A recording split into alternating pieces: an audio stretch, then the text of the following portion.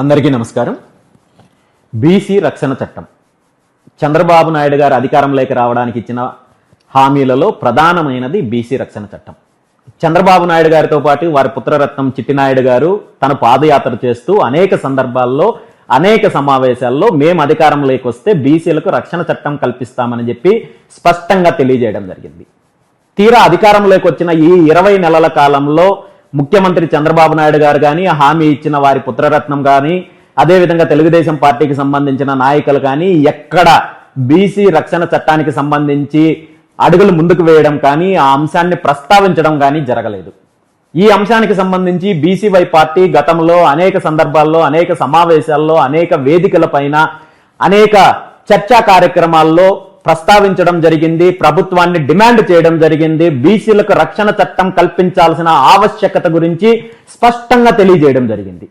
గత కొన్ని రోజుల క్రితం కూడా విజయవాడలో రాష్ట్రంలో ఉన్న బీసీ నాయకులు సంఘాలతో అన్నిటి కలిపి బీసీ మహాసదస్సు ఏర్పాటు చేసి బీసీలకు రక్షణ చట్టం కల్పించాల్సిన ఆవశ్యకత గురించి, అదేవిధంగా అమరావతి ప్రాంతంలో బీసీలకు భూముల కేటాయింపు, అమరావతి రాజధాని నిర్మాణంలో బీసీల యొక్క పాత్ర, దాంతోపాటు బీసీల యొక్క సమగ్ర కులగణన చేపట్టి బీసీలకు 44% రిజర్వేషన్లు కల్పించాలనే ప్రధానమైన అంశాలపైన చర్చించడం జరిగింది. ప్రభుత్వాన్ని స్పష్టంగా డిమాండ్ చేయడం జరిగింది. మీరిచ్చిన హామీని నిలబెట్టుకోవాలని చెప్పి ముఖ్యమంత్రి చంద్రబాబు నాయుడు గారిని డిమాండ్ చేయడం జరిగింది.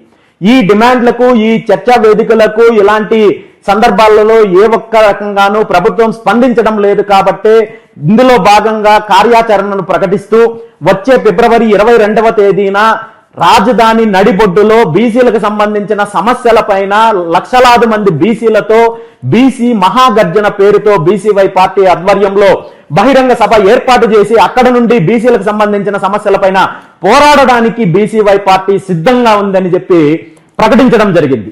ఈ ప్రకటన తర్వాత ముఖ్యమంత్రి చంద్రబాబు నాయుడు గారు, అధికార తెలుగుదేశం పార్టీ నేరుగా స్పందించకుండా బీసీలలో వస్తున్న మార్పును, బీసీలలో వస్తున్న చైతన్యాన్ని అనగదొక్కడం కోసము కుట్రలకు, కుతంత్రాలకు తెరలేపడం జరిగింది. అందులో భాగంగా ఈరోజు ఉన్నట్టుండి ఈనాడు పేపర్లో ప్రధానంగా మొదటి పేజీలో మొదటి వార్తగా ఒక కల్పిత కథనాన్ని తీసుకురావడం జరిగింది. ఈ కల్పిత కథనం ఏంటంటే, బీసీలపై దాడులకు పాల్పడితే జైలు శిక్ష, బీసీ రక్షణ చట్టం ముసాయిదా బిల్లు సిద్ధం చేసిన ప్రభుత్వము అంటూ ఒక కల్పిత కథనాన్ని రాయడం జరిగింది. ఈ కథనం చూసిన తర్వాత నాకు అనిపించింది ఏంటంటే, ముఖ్యమంత్రి చంద్రబాబు నాయుడు గారు ఈ రాష్ట్రం ప్రభుత్వానికి సంబంధించి హోంశాఖతో పాటు రాష్ట్ర ఆదాయాన్ని, వనరులను కొల్లగొట్టడానికి ఉపయోగపడే శాఖలన్నింటినీ తన పుత్రరత్నానికి ఏ విధంగా అనధికారికంగా కట్టబెట్టారో, అదే విధంగా రాష్ట్ర ప్రభుత్వానికి సంబంధించిన సమాచార శాఖను కూడా ఈనాడు పేపర్కి ఏమైనా అనధికారికంగా కట్టబెట్టారేమో అనిపించింది. ఎందుకంటే ఈ వార్తకు సంబంధించి ఈనాడు పేపర్లో తప్ప మిగిలిన ఏ ఒక్క న్యూస్ పేపర్లో రాలేదు, ఏ ఒక్క వార్తా ఛానల్లో రాలేదు. ముఖ్యంగా ఇప్పటి వరకు గత 20 నెలల కాలంలో ఎక్కడా ప్రభుత్వము అధికారికంగా ఈ అంశానికి సంబంధించి ప్రకటన చేయలేదు. ముఖ్యమంత్రి చంద్రబాబు నాయుడు గారు ప్రకటన చేయలేదు, హామీ ఇచ్చిన నారా లోకేష్ గారు ప్రకటన చేయలేదు, అదే విధంగా బీసీ సంక్షేమ శాఖ మంత్రి గారు ప్రకటన చేయలేదు, అధికారులు ప్రకటన చేయలేదు. ఈ ముసాయిదా బిల్లు ఏర్పాటుకు సంబంధించిన కమిటీ ఏంటనే దానిపైన స్పష్టం లేదు. ఈ ముసాయిదా బిల్లులో పొందుపర్చాల్సిన అంశాలకు సంబంధించి రాష్ట్రంలో ఉన్న బీసీ నాయకులతో గాని, సంఘాలతో గాని ఇప్పటి వరకు ప్రభుత్వం ఎక్కడ సమావేశం ఏర్పాటు చేసి సూచనలు, సలహాలు తీసుకున్న దాఖలాలు లేవు. పోనీ ఇప్పటి వరకు బీసీల పైన జరిగిన దాడులకు సంబంధించి, సంఘటనలకు సంబంధించి ప్రభుత్వము కలెక్టర్ల దగ్గర నుండినో, ప్రభుత్వ యంత్రాంగం దగ్గర నుండినో ఎక్కడైనా సమాచారం తీసుకుందా అంటే అలాంటి దాఖలాలు ఏవీ లేవు. పోనీ బాధితులతో నేరుగా ఏమైనా మాట్లాడే ప్రయత్నం చేశారంటే అలాంటి దాఖలాలు ఎక్కడా లేవు. కనీసము ఈ అంశానికి సంబంధించి ప్రభుత్వంలో కీలకంగా ఉంటున్న బీసీ నాయకులకైనా సమాచారం ఉందేమో అని ఉదయం నేను 2-3 కీలకమైన నాయకులతోటి, ప్రభుత్వానికి సంబంధించిన వారితోటి మాట్లాడడానికి ప్రయత్నం చేస్తే వారు స్పష్టంగా చెప్పింది ఏంటంటే, దీనికి సంబంధించి మాకు ఎటువంటి సమాచారం కానీ, దీనికి సంబంధించిన చర్చ కానీ ఎక్కడ జరగలేదు అని చెప్పి స్పష్టం చేశారు. ఇలాంటివి ఏవీ లేకుండా కేవలము బీసీల్లో వస్తున్న చైతన్యాన్ని, ఐక్యతను, మార్పును విచ్ఛిన్నం చేసే దిశగా, దీన్ని డైవర్ట్ చేసే దిశగా, డైల్యూట్ చేసే దిశగా కుట్రలు చేసి ఈ రోజు ప్రభుత్వానికి అనుకూలంగా ఉన్న ఈనాడు లాంటి పేపర్లో ఒక తప్పుడు కథనాన్ని ప్రచురించి ఆ విధంగా బీసీలను మభ్యపెట్టే ప్రయత్నము ముఖ్యమంత్రి చంద్రబాబు నాయుడు గారు చేస్తున్నారు. ఇది చాలా దురదృష్టకరమైన సంఘటన. ఎందుకంటే గత 40 సంవత్సరాల నుండి ముఖ్యమంత్రి చంద్రబాబు నాయుడు గారి యొక్క రాజకీయ కుట్రలకు వత్తాసు పలుకుతున్నది ఈనాడు పేపరు. ఆనాడు ఎన్టీ రామారావు గారికి జరిగిన వెన్నుపోటు దగ్గర నుండి ఈనాడు బీసీలకు 3 కోట్ల మంది బీసీలకు చేస్తున్న అన్యాయానికి పూర్తిగా ఈనాడు లాంటి పేపరు వత్తాసు పలకడం అనేది చాలా దురదృష్టకరము. ముఖ్యంగా ఈ అంశంలో ముఖ్యమంత్రి చంద్రబాబు నాయుడు గారికి ఒక్కటే చెప్పదలుచుకున్నాను. మీరు ఇప్పటి వరకు అనేక సందర్భాల్లో అనేక రకాలుగా ఈ రాష్ట్ర ప్రజలను మోసం చేశారు.